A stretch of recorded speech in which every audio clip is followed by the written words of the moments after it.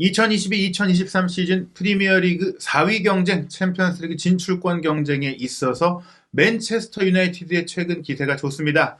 흥미롭게도 맨체스터 유나이티드의 상승세를 이끌고 있는 그 중심에 에릭 텐하그 감독이 있는데, 지난 시즌에는 사실 이제 콘테 감독 효과를 토트넘이 톡톡히 누렸거든요. 콘테 감독의 후반기 상승세 속에 토트넘이 승점 71점으로 4위를 차지했고, 맨체스터 유나이티드는 오히려 승점 58점으로 큰 격차 속에 6위로 떨어졌었단 말이에요. 그런 가운데 이제 여름 이적 시장에 콘테 감독을 위한 지원을 해준 그 토트넘은 오히려 텐하그 감독이 온 맨유의 경기력과 성적 모두 역전을 당하는 상황이 됐었는데요. 주목할 점이 바로 콘테 감독이 오게 된 상황이었습니다.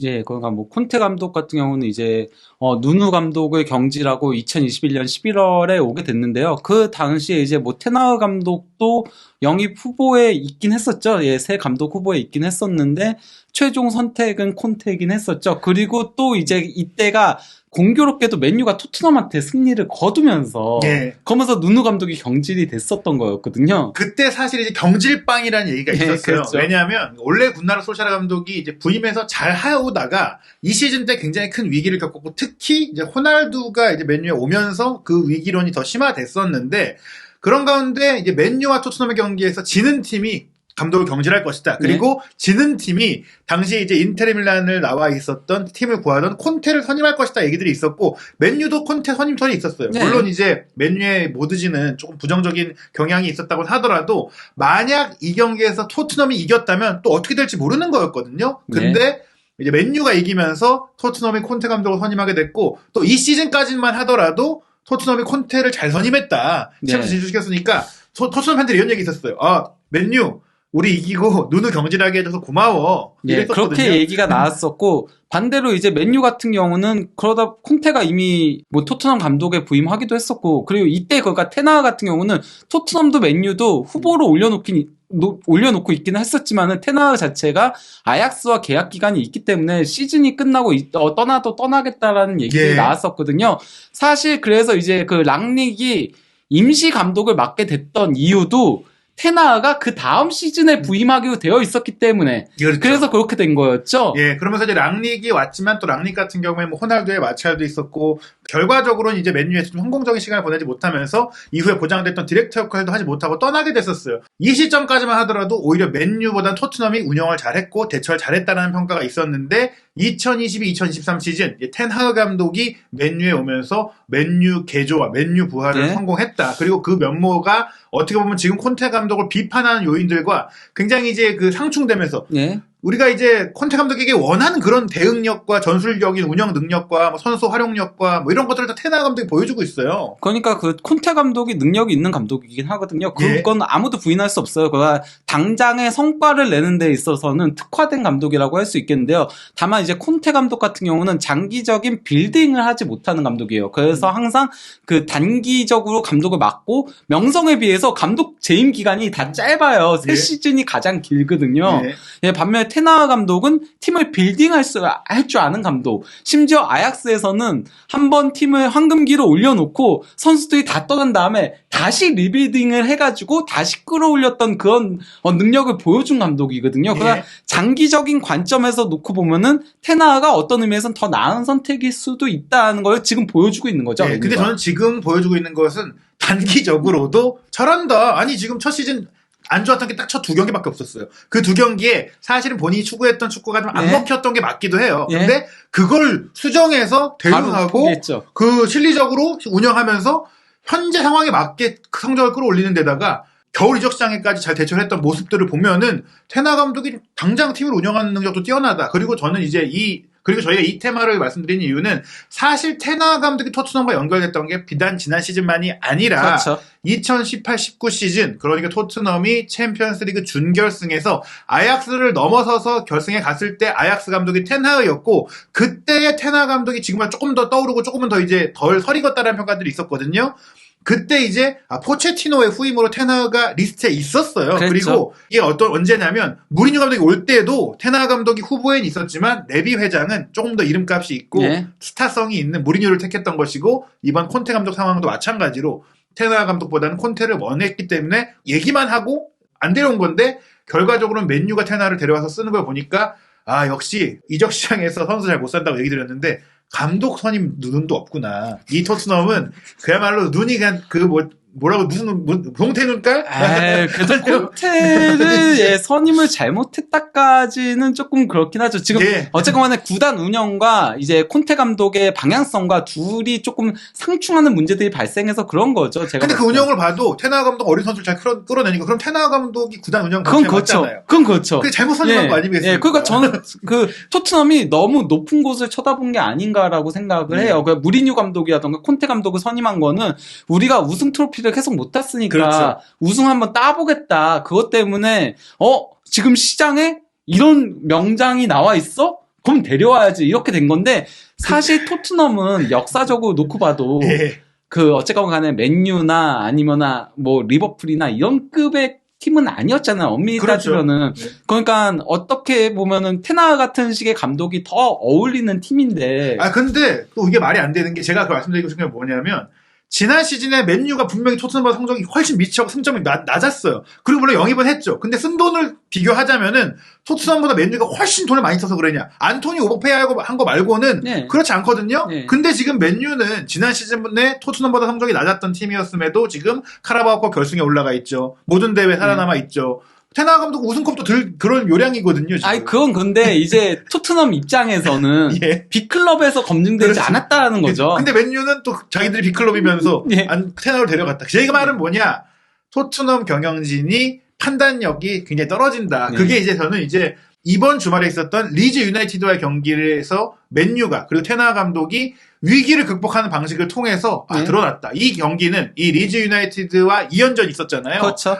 사실 주중에 비겼던 경기 보면서 카세미로 공백이 정말 크구나 느꼈는데 주말 오히려 리즈 원정 가서 2대0으로 이긴 과정에는 감독의 능력이 어떻게 팀을 위기에서 구해내냐를 보여줬다. 즉 콘테가 감독으로 팀을 어떻게 망쳤는지 보여줬다면 테나는 감독이 어떻게 팀을 살릴 수 있는지를 보여줬다. 바로 이 경기입니다. 일단 뭐 이 경기에서 맨유가 지난 그 주중 경기하고는 조금 변화를 가져왔거든요. 일단 뭐 산초가 선발 출전을 했고요. 그 가르나초가 선발로는 안 된다는 걸 보여줬기 때문에 산초를 선발 출전시키면서 레시포드가 다시 왼쪽으로 갔죠.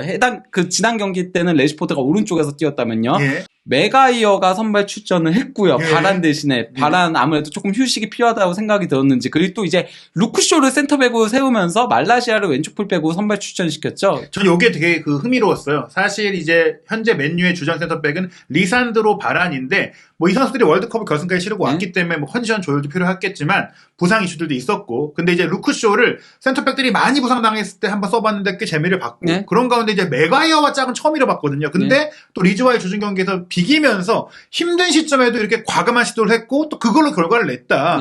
테나 감독은 지금 그 잘하는 선수들만 주구장창 쓰는 게 아니라 계속해서 여러 시도를 해보고 여러 선수들에게 체력 안배도 하고 점검해보고 기회도 준다는 거 아니겠습니까? 그렇죠. 그러니까 없을 때는 루크쇼를 센터백으로 활용하는 과감성도 보여주고 했었죠. 제가 봤을 때 콘테 감독이었으면 맥과이어 절대 안 썼어요. 이제 그 60분경까지는 사실 맨유가 고전했던 경기였어요. 그러니까 리즈와 맨유가 순위 차이는 있어도 라이벌이다 보니까 특히 이제 리즈가 최근에 감독 경질 효과를 조금 누리고 있어서 좀 전투력이 강하잖아요. 거기다가 홈 경기이기도 하고 해서 이제 고전을 면치 못했는데요. 실제 그 60분경까지는 슈팅 숫자가 9대3으로 리즈가 3배가 더 많았었고요. 뭐 나머지 지표들도 대부분 이제 리즈가 더 앞서고 있었거든요. 그래서 점유율만 이제 맨유가 높았던 건데 이런 건 이제 약간 무의미한 점유율이라고 얘기를 하죠. 어떻게 보면 사실 에릭센도 부상으로 빠져 있고 거기에 카세미루가 이제 퇴장 징계로 3경기를 못 나오는 그 시기니까 지금 맨유가 좋았던 기반의 그 에릭센과 카세미루, 브루노 페르난데스로 이어진 이 탄탄한 미드필드 라인이 있었는데 그게 조금 흔들리면서 고전했던 것도 사실입니다. 특히 이제 왼쪽 공격이 사망을 하다시피 했었거든요. 28.8%밖에 안 됐었는데요. 왼쪽 공격 방향 비율이. 이게 그러니까 문제가 어떻게 발생을 했냐면은 말라시아가 좀 부진했어요. 말라시아가 부진하다 보니까 거기다 또 이제 루크쇼도 메가이어가 이 경기에서 또 조금 미스들이 있었거든요. 그래서 그거 치워주기 바빠가지고 빌드업에 조금 영향력을 끼치지 못했고 레시포드 같은 경우는 이 선수가 굉장히 뛰어난 선수지만은 온더볼에 능한 건 아니잖아요. 뒤에서 지원이 있어줘야지 조금 올라갈 수 있는 선수인 거잖아요. 거기다 프레드도 계속 커버를 들어갔거든요. 이 경기에서 프레드가 태클 기록을 세웠어요. 프리미어리그 최다 10회를 기록을 했는데 거의 뒤처리를 하다시피 하다 보니까 왼쪽 공격이 전혀 안 되다시피 했었거든요. 예. 또 다른 문제가 베오르스트가 밀려났어요. 그러니까 상대 센터백들과의 싸움에서 밀리면서 그러다 보니까 이게 터치맵인 건데 박스 안에서는 볼 터치가 한 번도 없었고 예. 밀려서 내려와 있는 것들이 보이는 거죠. 네, 장신 공격수이기 때문에 위에서 좀 키핑하거나 슈팅하거나 네. 이런 역할을 기대하는 선수인데 박스 안에서 공을 만지지 못했다. 즉 맨유의 선발 카드는 솔직히 이제 실패를 했다. 네, 그러니까 산초도 별로였고 그 레시포드는 아예 볼을 잡지 못하고 베오르스트는 밀려나고 이러면서 공격 자체가 제대로 이루어지지 않는 문제가 발생을 했었는데요. 그러니까 이제 그 테나 감독이 61분에 바로 승부수를 던집니다. 예. 일단 그 부진했던 말라시아하고 산초를 빼고 리산드로 마르티네스하고 가르나초를 투입을 한 건데요. 이러면서 또 전술적인 변화도 가져왔어요. 예. 레시포드를 최전방 공격수로 올리고 예. 가르나초를 왼쪽 윙 그리고 베호르스트를 공격형 미드필더로 내리고 베오르스트를 사실 이제 장신 공격수를 밑에서 끌어서 헤딩 경합하게 하는 경우는 있지만 아예 미드필드로 쓴 것 자체도 정말 기상천외한 기발한 전술 변화고 이게 저희들이 그냥 보고 해석한 게 아니라 실제 이렇게 그래픽도 나오지만 네. 테나 감독 본인도 얘기를 했어요. 우리가 베오르스트를 미드필드 그 선수는 10번 역할을 어렸을 때부터 해왔던 선수고 난 알고 있었고 어렸을 때인데 말이죠. 예, 그러니까 알고 있었기 때문에 내가 그 일부러 쓴 거다. 그렇게 해서 우리가 점유를 가져가고 브루노도 오른쪽으로 이동시켜서 살려내고 네. 레시포드도 공간을 찾기 시작했다. 예. 그러니까 이게 노림수였다라고 얘기한 거거든요. 예. 거기다 리산드로 마르티네스가 들어오면서 루크쇼가 왼쪽 풀백으로 이동을 했습니다. 예. 그러면서 이제 본인의 또 좋았던 오버래핑 능력까지 살아나면서 경기 양상이 완전히 바뀌게 되는데 또 하나 주목할 게 바로 이 예. 자비처죠. 자비처가 원래는 박스투박스형으로 움직였었거든요. 왼쪽이 이제 전반전 히트맵인 거예요. 그러면 예. 올라가서 많이 있잖아요. 그리고 약간 좀 동쪽으로 돼 있잖아요. 예. 예. 그런데 이제 후반 와가지고는 아예 그 60분 이후에는 후방 플레이메이커로 내렸어요. 예. 내리면서 좀 메가이어 커버도 해주고 루크쇼의 높이도 어느 정도 제어해주고 거기다가 후방에서 패스를 뿌리는 역할을 하게 된 겁니다. 그러니까 전이 자비처 선수가 예전에 토트넘이랑도 링크가 분명히 꽤 있었던 선수거든요. 네. 이 선수가 올 경우 너무 좋다고 생각했던 게 베오르스트도 그렇죠. 있었잖아요. 미드필드 라인에 굉장히 여러 역할을 할 수가 있는데 딱 에릭센의 대체자가 될 수 있다. 어떻게 되냐면은 물론 특성은 다르지만 예. 테나 감독이 맨유에 와서 에릭센을 가짜 구번도 세워봤고 공미도 세우고 중미 후방 플레이메이커 다 시켜봤고 특히 이제 후방 중미 역할에서 좀 조율사로서의 역할을 네. 잘 했는데 그게 빠지니까 힘들었던 부분들을 자비처로 메워주면서 또 자비처가 어떻게 보면 이제 운동 능력에 있어서는 좀 더 좋은 모습을 보여주면서 이런 유연성 있는 선수들을 이제 적재적소에 쓴다. 네. 이게 이제 테나 감독의 선수를 보는 눈과 기용하는 눈과 또 다양하게 쓰는 눈과 베오르스트 자비처 말씀하신 대로 둘 다 원래 토트넘 영입 리스트에 있던 선수인데 이 선수들을 정말 싸게 저렴하게 급하게 임대로 쓰고 있다는 네. 것은 수완도 좋고 결단력도 좋다라는 거예요. 예, 그리고 이제 베오르스트가 그 공미로 내려오면서 미들에 이제 힘을 실어줬거든요. 그리고 이제 센터백들과의 높이 싸움에서는 조금 고전하는 모습이었지만 미드필더들과 싸우니까 완전 여포가 되어버리더라고요. 그렇죠. 결국에 베오르스트 자비처가 미드필더가 돼서 뛴 거 아니겠습니까? 그리고 이제 베오르스트가 버텨주면서 피딩을 해주니까 예. 공격이 그때부터 맨유가 살아나기 시작을 했습니다. 네, 그러면서 앞에 있는 레시포드는 자유롭게 뛸 수 있게 되고 이게 감독이 똑같은 선수를 쓰더라도 그 선수를 어디에 쓰느냐에 따라서 경기가 바뀔 수 있다는 걸 보여준 전술적인 해안 아니겠습니까? 예. 그리고 또 이제 가르나초가 이 선수가 그러니까 선발로 나올 때는 힘이 부족해가지고 그렇죠. 많이 밀리지만은 교체로 들어오면은 굉장히 어쨌건 센스가 있잖아요. 그렇죠. 볼을 다루는 기술도 있고 속도도 있고 하다 보니까 가르나초까지 왼쪽 측면 공격을 주도를 하면서 왼쪽 측면 공격이 도리어 더 늘어났죠. 저는 가르나초를 보면서도 그 생각을 해요. 브라이언 힐하고 가르나초를 비교하면 누가 더 검증된 선수고 누가 더 경험 있는 선수냐? 브라이언 힐이거든요.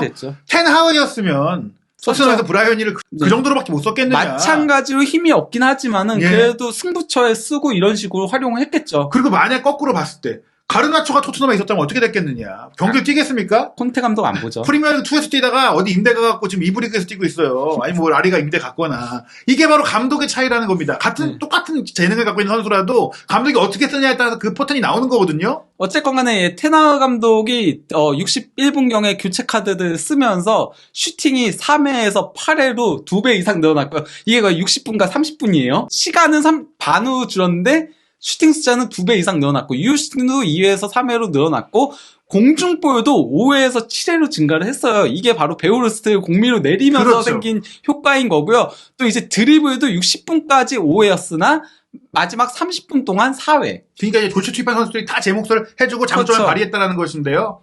63분경에 리산드로가 여기서 이제 환상적인 롱패스를 쭉 반대쪽으로 넘겨줬거든요. 예. 여기서 이제 부페가 전진 패스를 줬고 레시포드의 백패스 자비처가 센스 있는 원터치 패스로 측면으로 내줬고 여기서 이제 달롯이 크로스를 올린 거를 수비가 걷어냈는데 쇼가 전진 패스 줬고 여기서 이제 가르나초가 볼 끌다가 백패스 준 거를 프레드가 횡패스로 연결했고 달롯의 중거리 슈팅이 골대를 맞는 장면이 나왔습니다. 이게 단순한 중거리 슈팅 하나가 골대를 때린 게 아니라 이런 연계와 빌드업을 통해서 상대를 흔들어 놓다가 슈팅 코스를 만든 거잖아요. 거기다가 리산드로의 롱패스가 시작이었고 자비처가 센스있게 원터치 패스 내줬고 또 이제 쇼가 전지 패스 줬고 가르나초가 돌파해서 줬다라는 거. 여러 선수들이 관여하는 팀플레이로 골을 넣은 것이고 그리고 이게 결국에는 골에 대한 전조증산이었어요. 네. 그리고 또 이제 그 65분경에는 자비처가 이제 또 백패스를 준 거를 부페가 패스를 다시 베오르스트한테 찔러줬고 베오르스트가 백패스 준 거를 프레드가 중거리 슈팅 가져간 게 골대를 살짝 넘어갔습니다. 이게 바로 장신 공격수를 어떻게 활용하느냐인데 장신 공격수 그냥 전방에 박아놓고 헤딩 셔틀을 쓰는 게 아니라 연계하고 버텨주고 중앙에서 미드필더로서 이제 허브 역할을 하게 만든 거. 예. 이거조차도 정말 탁월한 선택인데 여기에 이제 그래도 골이 안 들어가니까 또 한 번의 선수 교체를 하게 되는데 바로 완비사카를 달로 대신 투입한 거죠. 예, 그러니까 68분경에 이제 투입을 한 건데요. 그리고 이제 80분경에 맨유의 선제골이 나온 건데요. 일단 뭐 그 자비처가 길게 반대편으로 넘겨준 거를 루크쇼가 볼을 끌고 가다가 크로스를 올렸고 이를 이제 레시포드가 앞에서 잘라먹는 형태로 골을 넣은 거죠. 네, 결국에는 이 자비처를 내려서 후방 조율수를 만들면서 경기 전반으로 공을 배급할 수 있게 해주고 센터백으로 선발 나왔던 루크쇼를 레프트백으로 이동시켜서 본인의 오버래핑 능력도 살렸고 또 레시포드를 최전방으로 올렸던 선택이 헤더 득점으로 나오니까 베오로스트를 내려도 레시포드가 헤딩을 할 수 있게 해주면 된다. 그리고 최근에 또 레시포드가 득점력이 굉장히 좋은데 네. 헤더 득점도 원래 많지 않았는데 요새 잘 넣고 있거든요. 이번 시즌은 헤딩골이 4골이거든요. 그렇죠. 근데 이번 시즌 이전까지는 5골이 전부였어요. 커리어 내내. 그러니까 이제 모든 선수들의 포텐을 터뜨리고 모든 선수들이 못하던 것까지 잘 해줬다. 그리고 여기서 한 골 들어가니까 이제 기회들이 막 생긴 건데 5분 뒤에 한 골 더 나왔어요. 예, 그러니까 그 85분경에 프레드가 가로채가지고 패스를 준 거를 베오르스트가 예. 야 이거는 완전 플레이메이커입니다. 예. 케인을 조금 연상시키는 그렇죠. 환상적인 스루 패스를 찔러줬고 이를 받은 이제 가르나초가 드리블로 치고 가다가 골을 넣은 거죠. 가정을 해보면 텐하가 토트넘에 왔었다. 물론 이제 케인을 미들로 내려서 쓰는 전술들은 무리뉴 감독도 했고 콘테 감독도 했지만 테나 감독은 좀 더 세련되게 쓰지 않았을까. 왜냐면 지금의 토트넘은 그런 케인의 장점을 가끔씩만 쓰고 지금은 헤딩 셔틀로 케인을 쓰고 있는 상황이거든요. 최근에는 특히 예. 그러고 있죠. 그리고 저 가르나초 저런 돌파 같은 것도 사실은 힐도 충분히 할 수 있는 부분들을 네. 말씀드린 대로 저런 능력 이렇게 힐이 몸싸움을 안 하고 공간을 파고들어서 기술과 속도와 결정력을 발휘할 수 있게 해준다면 최소한 토트넘에 와서 지금까지 한 것보다는 잘했을 수가 있다. 네. 이렇게 선수들의 장점을 잘 끌어냈기 때문에 콘테 감독이 맨유를 맡았다면 이렇게 못했을 수도 있다. 뭐 이런 느낌이 들 정도로 유연하고 다양한 선수를 쓰고 있는데 그러다 네. 보니까 지금 맨유 팬들은 물론 레시포드에 대한 인기도 많지만 테나 감독에 대한 그 인기가 엄청난 것 같아요. 예, 현재 그러니까 맨유 구단 공식 SNS인 거거든요. 예. 메인 트윗이 그 고정으로 박아놓는 거 있잖아요. 예. 아워 매니저 예. 테나입니다. 우리 감독발입니다. 약간 이런 느낌이에요. 감독이. 자랑스러워하는 그렇죠. 거죠. 그리고. 너무 그러니까 이게 팬들의 여론에 굉장히 민감하게 그 소셜 미디어는 작용하기 때문에 팬들이 안 좋아하는데 이렇게 올릴 수가 없거든요. 네. 굉장히 지지가 모이고 있다는 거죠. 그리고 다시 한번 말씀드리지만 가르나초 아직 20살도 안 됐고 체구도 작고 사실 프리미어리그 통하기에는 여러 가지 좀 이제 한계점들이 있는 선수를 너무나 쫙 잘 쓰고 있어요. 예, 그러면서 이 경기에서 34분을 뛰면서 볼터치 16번에 드리블 돌파 3회를 성공시켜가지고 골을 넣은 건데요. 이게 그 가르나초가 교체 투입으로는 이 골 2도움으로 현재 프리미어리그 교체 출전 최다 공격 포인트입니다. 예, 이 선수가 정말 포텐을 빠르게 터뜨리면서 최근 재계약까지 이제 하고 있는데 아르헨티나 대표팀 뭐 승선 얘기도 나오고 있죠. 그렇죠. 예, 그리고 또 이제 교체 투입된 선수들의 효과가 정말 톡톡했던 건데요. 리산드로가 또 이제 후방 빌드업을 주도를 했거든요. 예. 뭐 패스 성공률 88%에 또 이제 패스 34회 시도해가지고 30회 성공을 시켰고 또 이제 수비적으로도 태클 3회를 성공시켰고 그라운드 볼도 3회 경합해가지고 100% 성공률 자랑을 했고 예, 볼 리커버리도 2회를 기록한 거죠. 결국 이 선수도 영입할 때 논란이 많았고 또 뭐 제이미 캐러거 같은 경우는 물론 시즌 초반에 이 선수가 높이의 불안감을 그렇죠. 드러냈기 때문이지만 테나 감독이 자기 애제자라고 좀 무리해서 데려왔다. 이 예. 선수 잘못 데려왔다 했지만 프리미어리그에서는 통하지 않는다 예. 이런 얘기가 있었죠. 그걸 뒤엎으면서 이 선수가 장점만 발휘할 수 있게 테나 감독이 잘 쓴 거라고 봐야 네. 돼요. 왜냐하면 감독에 따라서 또 이 선수가 그 높이에 대한 불안감을 드러내고 동료들과 이 협업이 안 되면 진짜로 그렇게 판정을 받을 수도 있을 네. 거거든요.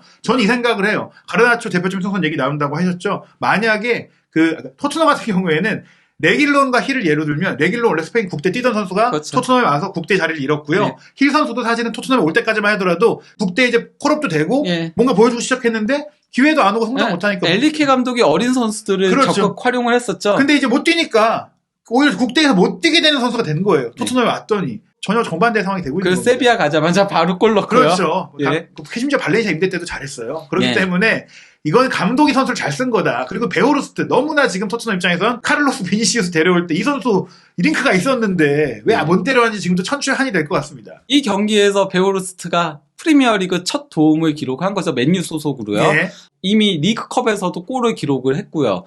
베오르스트 같은 경우는 이 경기에서 특히 이제 후반전에 그 공격형 미드필더로 변신에 성공하면서 찬스 메이킹 이외로 맨유 선수들 중에서 가장 많이, 이 경기 출전 선수들 중에서 가장 많이 기록했고, 그중 하나가 빅찬스였고, 그게 도움으로 연결이 됐던 거였죠. 이 선수가 나이가 좀 있긴 하지만 아마도 히샬리송보다 3분의 1 가격이면 제가 봤을 때 영입할 수 있었을 거라고 생각하거든요. 그렇죠. 3분의 1도 더 안 될 수도 그렇죠. 있었죠. 예. 어찌됐거나 이 선수를 차라리 데리고 왔으면 케인의 백업도 되고 그렇죠. 또 케인과 함께 쓸 수 있는 전술적인 카드도 되고 조금 더 활용성이 넓었을 텐데 뭐 여러 가지로 지금 네. 베오르스를 놓친 건 너무나 좀 아쉬운 상황인 것 같고요. 거기다가 공중볼도 네. 3번 경합해가지고 2회 성공을 시키기도 했고요. 솔직히 9번 타겟터 역할로 보자면 케인보다 나아요. 그리고 이제 자비처. 네. 자비처가 확실히 지난 경기만 하더라도 리즈전 지난 네. 경기에는 공격적으로는 좋았지만은 수비적으로 아쉬웠잖아요. 네. 수비적으로 아쉬워가지고 그래서 이제 카세미르의 공백이 보인다라고 했는데 이 경기에서는 수비적으로도 좋은 모습을 보여줬거든요. 예. 태클 성공률 100%를 기록했고 그것도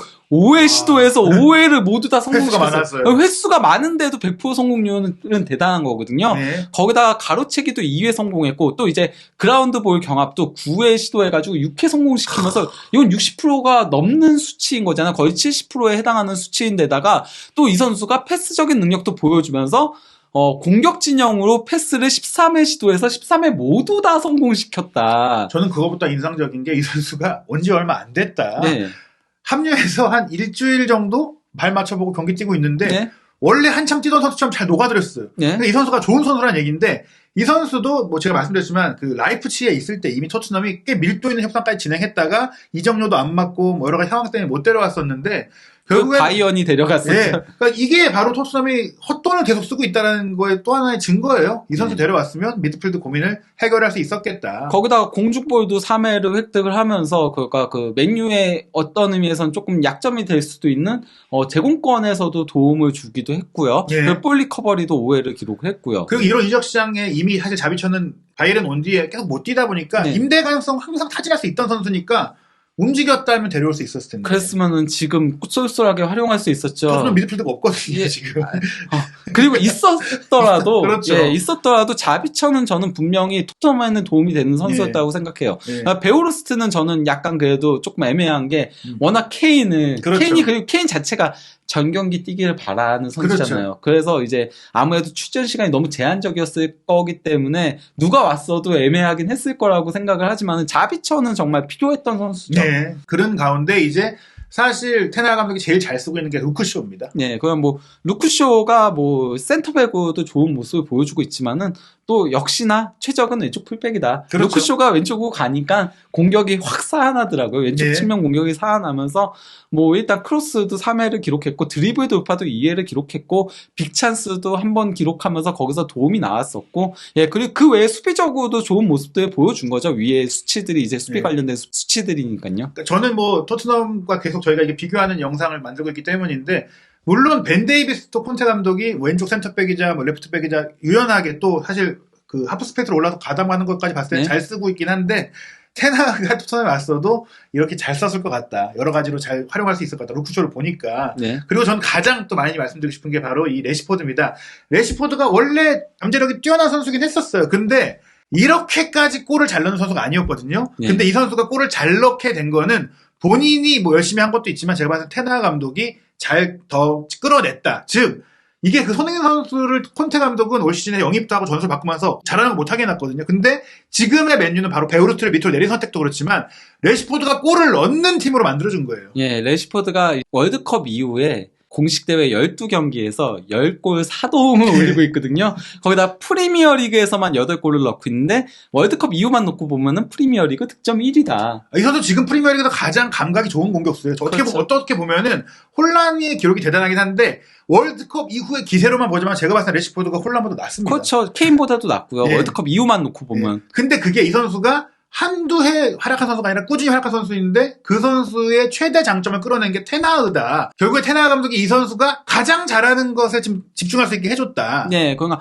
오른쪽이 지난 시즌 이제 볼 터치 구역 점유율인 거고요. 왼쪽이 이제 그 이번 시즌인 건데 지난 시즌만 하더라도 도리어 오른쪽에서 더 볼 터치를 많이 가져가기도 했을 정도로. 근데 예. 레시포드는 저희가 다 알잖아요. 왼쪽에서 접고 들어와가지고 플레이를 하는 데 있어서 능한 선수인데 예. 이 선수를 팀 사정에 따라서 오른쪽으로 돌리고 이러다 보니까 부진한 모습들을 보여줬거든요. 그게 지난 시즌 레시포드의 커리어 로우가 됐었죠. 그렇죠. 말 그대로. 네, 4골밖에 넣지 못하는 부진을 보였었는데 이번 시즌에는 본인이 선호하는 위치에서 설령 이 선수가 최전방 원톱으로 나오더라도 왼쪽으로 움직이게 플레이들을 하게 한다는 거죠. 그래서 네. 선수가 선호하게 플레이를 하게 한다. 그래서 이제 극대화시킨다는 거죠. 극과 극으로 딱 드러나는 것 같아요. 커리어 로우로 이제는 끝났다라는 얘기를 듣던 이제는 포텐 끝난 것 같고 오히려 이적설까지 나오던 선수를 팀 내 최고의 스타로 만드는 게 바로 텐하흐다. 네. 거기다 이제 레시포드가 발전한 부분이 있는데요. 그건 단순히 저는 골보다도 이게 더 놀라운 거거든요.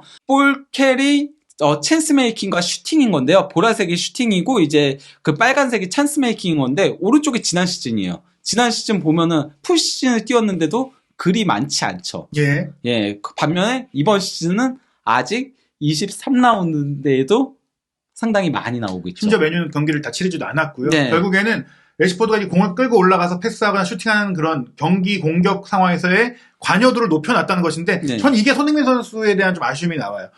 손흥민 선수가 이렇게 본인이 공을 끌고 가고 슈팅하는 게 최대 장점인 선수고 어떻게 보면 레시포드와도 많이 비교가 됐고 맨유가 이제 손흥민 선수를 영입하려고 했던 이유 중에 하나가 레시포드가 좀 기대만큼 좀 못 성장해 주면서 조금 그 위에 좀 중간 연결고리 레시포드가 좀 더 크기 전까지 네. 주 득점원으로 쓸 선수를 찾던 건데 테나 감독은 지금 레시포드를 그 이상의 지금 폼으로 끌어올린 네. 거거든요. 만약에 토트넘의 테나 감독이 갔다면 손흥민 선수도 지금처럼 약간 본인이 좀 애매한 역할 좀 중간자적인 역할, 끼인 역할이 아니라 잘하는 플레이를 하게 아마 전술을 짰을 것이다. 약간 그냥 이번 시즌 레시포드는 지난 시즌 손흥민 선수를 연상시킬 정도예요. 그렇죠. 플레이하는 패턴도 상당히 많이 유사점이 있어요. 예. 그 문전 중앙으로 많이 침투하고 왼쪽을 기반으로 공격하고 슈팅하는 데만 계속 집중하고 있는데 그러니까 잘하는 것만 하니까 다른 못하는 것들이 가려지잖아요. 네. 그러면서 이게 가장 대표적인 장면이었는데요. 확실히 레시포드가 발전했다는 걸 볼 수 있었던 장면이었는데 울버햄튼전 골이거든요. 저는 이게 이번 시즌 레시포드가 여태까지 넣은 골들 중에 가장 예술이었다고 생각을 하는데 먼저 그 부페한테 교체 투입돼가지고 골을 넣었던 건데 부페한테 패스를 주고서는 바로 이제 박스 안으로 들어가가지고 리턴 패스를 받아가지고 수비 2명 공간인데도 빠르게 치고 들어가가지고 이때 그 볼 컨트롤이 상당히 좋았거든요. 그렇죠. 상당히 좁은 지역이었음에도 들어가가지고 이제 골을 넣었던 장면이었습니다. 이게 좀 니어포스트로 깔아 때려갖고 사실은 골키퍼가 반응할 수 없는 그 한 틈을 노린 거니까 예술적인 골이었고 그리고 이건 그러니까 동료 활용과 그리고 돌파와 마무리까지 3박자를 한꺼번에 보여준 골이었습니다. 그러니까 레시포드의 이렇게 레벨업이 된 시즌이라고 할 수 있고 그 중심에 테나 감독의 지도가 있고 그리고 사실 지금 부상 중이긴 해도 마샬도 지금 어떻게 보면 맨유 입단 이후 테나 감독과 함께한 경기들이 다 평가가 제일 좋아요. 지금 공식 대회 14경기 6골 2도움인데요. 이 선수가 부상 때문에 출전 시간이 굉장히 적어요. 그래서 출전 시간은 722분인데 6골 2도움 이러면은 거의 뭐 100분당 한 골을 넣는 거고 그리고 거의 뭐 90분당 하나의 공격 포인트를 기록하고 있는 거거든요. 그 경기당 하나의 공격 포인트를 올리고 있는 건데 이 선수들이 발전하는 데 있어서 저는 이게 크다라고 생각을 해요. 뭐냐면요. 검은색이 2021-22 시즌 볼 터치와 슈팅인 거고요. 그 빨간색이 이번 시즌 볼 터치와 슈팅인 건데요. 호날두조차도 전부 다 보면요. 볼 터치 숫자는 줄어들었어요. 지난 시즌보다. 그러니까 주포들한테는 볼 터치를 최대한 적게 가져가게 하면서 다른 선수들이 만들어가다가 그러니까 테나 감독의 전술 중에 한 가지 중요 포인트 중에 하나가 뭐 후방 빌드업이라든가 뭐 이런 것도 있지만은 아이솔레이션 공격이 있는 거거든요. 반대편 측면에서 온더볼에 능한 선수가 볼을 끌면서 이쪽으로 다 과부하를 시켜요. 그러면서 반대쪽을 넘기면은 주포가 골을 넣는 형태로 이렇게 운영을 하는데, 그래서 이제 프로메스가 대표적인, GLC가 이제 측면에서 이렇게 끌다가 반대편으로 넘겨주면은 프로메스가 마무리 짓는 형태가 상당히 많이 나왔었거든요. 예. 그런 식으로 레시포드랑 마샬이랑 이런 선수들을 활용하고 있다는 거죠. 그러면서 도리어 볼 터치는 적은데 슈팅 숫자는 늘어나고 있다. 예. 그러니까 이게 사실은 이제 공격의 기본이기도 한데, 과거 이제 무리뉴 감독이 손흥민 선수 골 많이 넣게 할 때 이렇게 많이 썼거든요. 네. 들어가서 슈팅만 때리면 되게. 그리고 콘테 감독이 지난 시즌 후반기에도 어느 정도 그렇게 썼었어요. 호날두도 그렇게 예. 썼던 거였잖아요. 예. 과거에. 그렇게 해야 그 장점을 최대한 끌어낼 수가 있는데, 지금은 손흥민 선수한테 대놓고 콘테 감독이 이렇게 얘기했었죠. 10번 역할이고 뭐 네. 그는 더 많은 영향을 끼칠 수 있고, 그러다 보니까 연결고리 역할을 하는데 본인의 장점인 슈팅과 돌파가 안 되고 있어요. 사실 근데 뭐 메시라던가 호날두라던가 이런 선수들 보면 볼터치라던가 그리고 스프린트를 최대한 적게 가져가죠. 예. 적게 가져가면서 필요할 때만 집중적으로, 그래서 가장 많은 공격 포인트들 생산하게 만들어주죠. 예. 그래서 이제 콘테 감독이 또 칭찬하는 게, 케인도 손흥민도 공격수지만 수비도 굉장히 열심히 해주고 많이 쪄준다. 그러니까 힘이 빠져가지고 지금 제대로 못 뛰고 있는데, 지금 레시포드 보시면은 전방 압박은 같이 가담해주지만 많이 안 내려오거든요. 그렇죠. 내려오지 않아도 되게 전술적으로 팀적으로 네. 작동할 수 있게 해주는 거니까 이 선수가 잘하는 거에만 집중할 수 있게 해주고 있다. 네. 그리고 여기에 저는 가장 큰 부분이 이건 것 같아요. 나한테 안 맞고 내 축구에 안 맞는 네. 선수라고 하더라도 팀 상황이 그렇고 이 선수를 존중하는 상황 속에서 기회를 준다. 예, 그러니까 데야가 이번 경기가 프리미어리그 400번째 출전 경기였거든요. 여기서 이제 6번의 선방을 기록을 하면서 무실점을 이끌어냈어요. 그것도 기대 실점이 1.83골이었거든요. 예, 2골 정도 먹을 뻔했었는데. 예, 근데 이제 데야가 잘 막아줬다라고 할 수 있겠는데요. 근데 데야는 전형적으로 이제 그 테나우 축구에 맞지 않는 선수였죠. 예. 그것 때문에 이제 브렌트포드전 대패도 데야로부터 비롯된 그렇죠. 거였잖아요. 그래서 이제 시즌 첫 2경기 때 맨유가 최하위까지 떨어졌었는데, 그렇죠. 그러다 보니까 롱볼 축구로 전환을 하면서, 그러면서 데야가 그냥 클리어링만 해낼 수 있게 그렇게 플레이들을 하면서 데야의 능력을 극대화시키는 형태로 가고 있는 거죠, 현재로서는. 그러니까 이런 이론가 전술가들은 자기 축구에 집착해서 자기 축구에 맞는 선수만 네. 쓰는데, 테나 감독은 그렇지 않고, 아, 이게 선수한테 안 맞는구나. 네. 그럼 적절하게 대응해서 내 원래 성향이 아니더라도 팀이 이길 수 있는 축구를 할 수 있다라는 그 유연성. 그게 네. 대단한 거고, 그리고 저는 맥과이어 쓴 게 정말 대단한 것 같아요. 예, 그 메가이어도 테나우 축구에 원래 안 맞거든요. 예. 테나우 축구는 센터백들이 상당히 커버 범위가 넓어야 돼요. 그래서 예. 풀백이라던가 아니면 수비형 미드필더 서던 선수들을 보직을 변경을 시킨 케이스가 많거든요. 예. 그러니까 뭐 리산드로가 수비형 미드필더였는데 센터백으로 보직 변경하게 됐고, 예. 그리고 또 이제 뭐 블린트가 왼쪽 풀백이었는데 센터백으로 보직 변경하게 됐고, 팀버도 예. 풀백이었는데 센터백으로 보직 변경하고, 또 쇼도 그런 예. 식으로 플레이들을 하게 된 건데, 메가이언 느리다 보니까 커버 범위가 아무래도 제한적이어서 쓰기 까다로운 선수임에도, 그리고 떠나려고 했잖아요. 그렇죠. 하지만 테나가 잡은 거잖아요. 예, 필요하다. 예, 필요하다라고 잡고, 그리고 이 경기에서 어쨌건 선발 출전시키면서, 물론 아쉬웠어요. 예. 수비적으로도 커버가 너무 얇았고, 패스 미스도 범하기도 하고 했지만은, 그래도 테나의식으로 맞춰가려고 노력하면서 가장 많은 패스 시도하고, 가장 많은 패스 성공하고, 뭐 그런 모습들을 보여줬습니다. 그러면서 결국엔 무실점 승리를 해냈거든요. 네. 그런 것들을 통해서 서로 분위기도 좋아지고, 조금은 아쉽더라도 너도 우리 팀의 일원이야. 네. 너에게도 기회는 있어. 이런 식으로 팀을 운영하는데, 콘테 감독은 사실 네. 이런 상황이에요. 만약 똑같이 맨유 감독이었다. 그럼 바란이 쓰러져 죽을 때까지 나가는 거예요. 그렇죠. 정말 못 뛰겠습니까?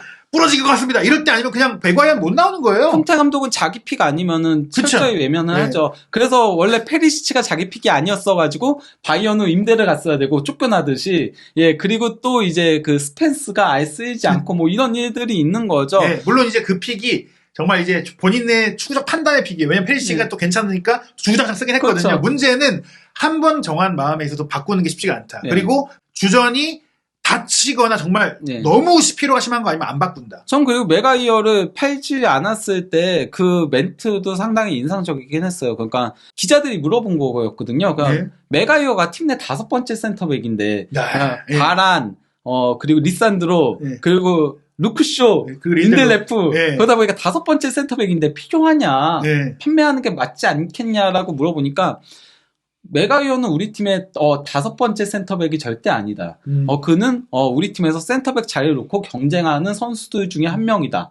이렇게 전체를 경쟁 구도로 가져가고 네. 또 한 명이라도 포기하지 않는 그런 모습들을 보여줬다는 거. 그리고 이번 경기 끝나고 나서도 얘기했어요. 이렇게 팀 내 경쟁이 있어야 팀이 더 건강해지고 강해진다. 우리는 오늘 그걸 보여줬다. 또 이렇게 네. 얘기까지 했거든요. 그리고 완비사카도 딱 그런 사례예요. 완비사카가 완전히 달로스한테 밀려가지고 실제로 1월 달에 이적 추진까지 됐던 선수인데 그 이적 시장이 열리기 직전에 달롯이 다쳐서 못 뛸 때 완전히 또 신임을 얻고 부활했어요.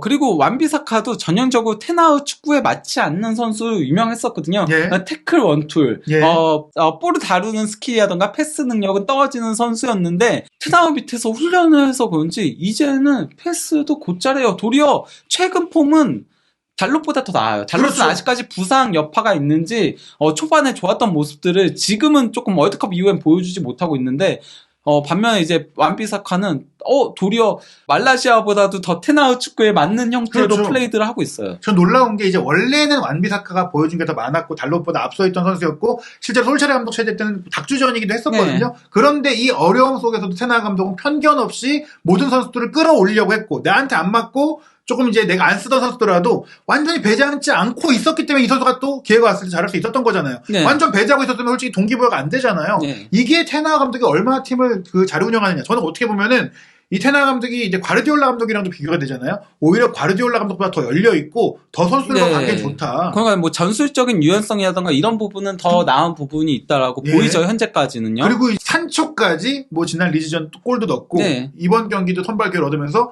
좀 어려운 시기들 좀 헤쳐나가고 있어요. 네, 이게 그만 114일 만에 선발 출전인데요. 그 산초가 월드컵 낙마하면서 예. 정신적으로 이제 상처를 입어서 아예 인스타그램도 그 프로필 사진 없애고 예. 뭐 그러면서 훈련도 제대로 하지 못하는 상태였잖아요. 근데 이제 월드컵 이후에 시즌 개막하기 이전에 네덜란드로 보내서 그 코치진도 같이 보내서 거기서 개인 훈련할 수 있게 도와줬고 이게 대단한 것 같아요. 뭐냐면 원래 그 맨유가 그때 스페인 전주련 갔거든요. 보통 네. 근데 월드컵 안 간 선수를 당연히 와야 돼요. 네. 이건 엄청난 배려고 어떻게 보면 조금 우직하거나 좀 완고한 감독은 그런 거 없어. 우리 팀에 예외는 없어. 함께 가야 돼. 근데 이게 아니라 개별 선수에 맞춤 케어를 해준다는 거죠. 콘테였으면 패죠. 콘테였으면 그 선수는 이제 이군행입니다. 그렇죠. 아니면 맞았죠. 아니면 1월 네. 이적할 수도 있었어. 너 나가. 너같이 나약한 놈 필요 없어. 그렇죠. 이렇게 되는 네. 거죠. 네, 그렇죠. 예. 네, 어찌됐거나 뭐 이건 가정이지만 중요한 건 테나 감독이 이 선수도 결국에 끌어올렸다는 거예요. 네. 그러면서 뭐 지난 경기 때 골을 넣는 그런 감격을 맛보기도 했었고요. 네. 그리고 이제 이 경기 말라시아가 좀 못했다고 말씀드렸지만 이 선수가 테나 감독이 데려온 선수고 경기 끝나고 인터뷰에서는 이 선수가 내가 요구한 전술적인 역할을 수행을 충분히 했다라고 얘기를 했어요. 네, 그러니까 뭐라고 얘기를 했냐면요. 나는 우리 풀백을 미드필더처럼 안쪽으로 쓰고 싶었다. 그러니까 인버티드 풀백으로 예. 쓰고 싶었다는 거죠. 그러면서 내 관점에서 말라시아가 전반전에 잘했다고 생각한다. 처음 60분 동안 소유권과 관련한 부분에 있어서 좋은 플레이를 보여준 유일한 선수 중 한 명이다라고 얘기를 한 거거든요. 예. 이렇게 얘기한 거는 말라시아에 대한 비판 얘기들이 있으니까 그렇죠. 좀 기도 세워서 유겸 그리고 또 내가 말라시아에 선발 출전시킨 이유는 전술적인 이유가 있었던 거다. 왜냐면 지난 경기 때 카세미로가 없으니까 중원 싸움에서 많이 밀리니까 그렇죠. 말라시아를 그런 식으로 활용하려고 했던 거다라고 얘기를 하는 거죠. 그러니까 말라시아는 나의 전술적인 지시에 따라서 움직인 거지 못한 게 아니다. 바로 그거예요. 어떤 얘기냐면 사람들이 이제 역시 쇼가 났지, 쇼가 떠야지 이런 얘기를 하는데 아니 내 시기에서는 계획된 부분이고 또 그게 안 맞을 때 대응도 했지만 말라시아는 앞으로도 이런 역할들을 하는 데 있어서 더 뛰어난 선수다. 뭐 그리고 또 어떻게 보면 이 부분도 그 맨시티가 안으로 끌어올리는 그 풀백 인버티드 전술을 또 하는 그 부분이잖아요. 네. 현대 축구의 트렌드를 또 따라가면서 그걸 시도하면서도 이제 지금 팀에 맞게 성적도 내면서 그렇게 단기 장기에 그 팀의 플랜을 함께 구동하고 있는 테나 감독의 모습을 보면서 이 사람이야말로 텐버지다. 이 사람이 진정한 명장이다. 토트넘은 이 사람을 놓친 게 역시나 큰 패착이었다는 생각이 들 정도로 아직 한 시즌이 다 안 끝났음에도 불구하고 네. 불과 정말 몇 달 전에 망해가던 맨유를 살려낸 텐버지 그리고 불과 몇 달 전에 찬사받던 콘테가 꼰대가 된 이 상황.